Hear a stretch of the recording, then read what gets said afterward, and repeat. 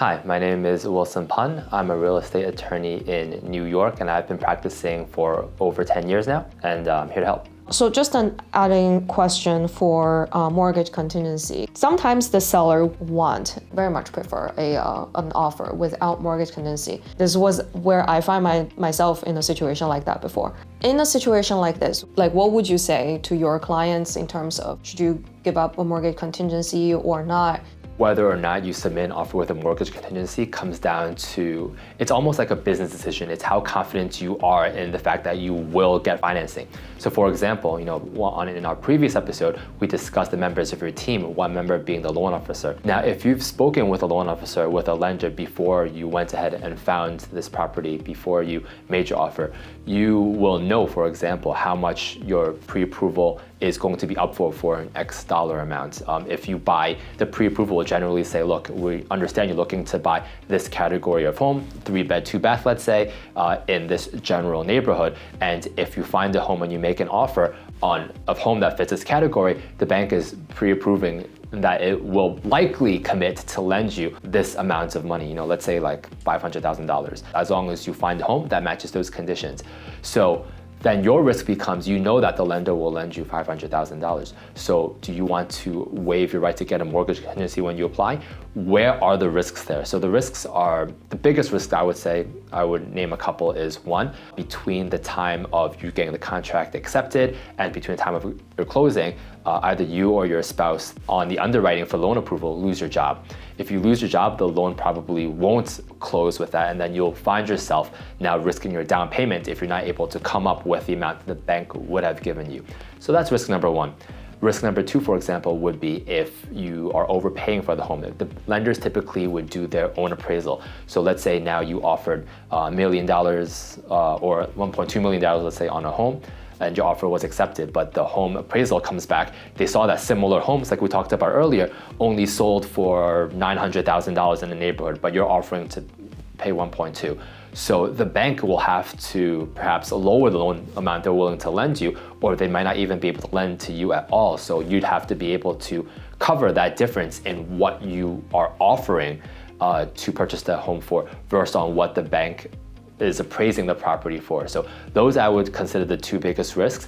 If you're confident that your job factor isn't a risk and you're confident that you're pricing the home appropriately, that the appraisal is not going to say that the home is worth substantially less than market, then it becomes your decision whether or not you want to take that risk onto yourself and offer it without a mortgage contingency. I've seen it done many times.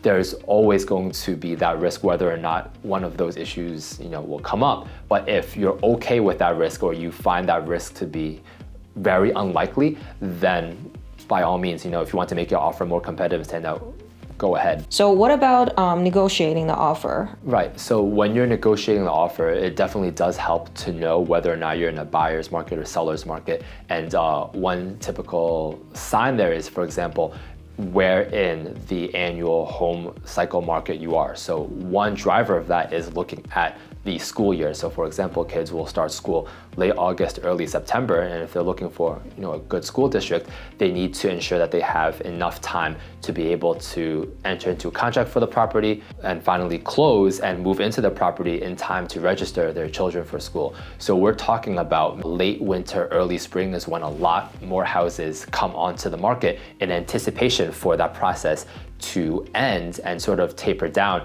as we approach fall and the winter. So if you're looking at houses, early spring, when a lot of other potential buyers are in the market, a lot of sellers are in the market as well, they're listing their property. So it's going to be very competitive to sort of bid for a house at this price, because this is when everyone's looking for a home. So as it gets closer and closer into the summer now and the window is sort of closing, people are going to be more aggressive in their offering if they definitely want their kid in a certain school district before the new school year starts.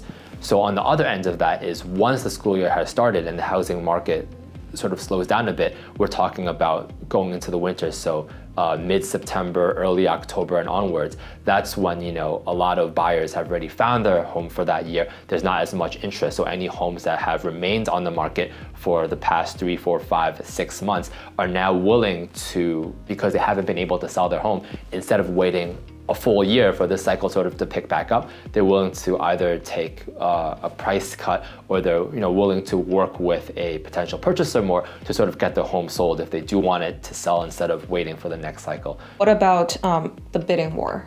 So would you recommend them to set their, I wouldn't say bottom line, but know where your ceiling is without going too crazy? So depending, once again, on the timing of the housing cycle and how high a demand for a property is.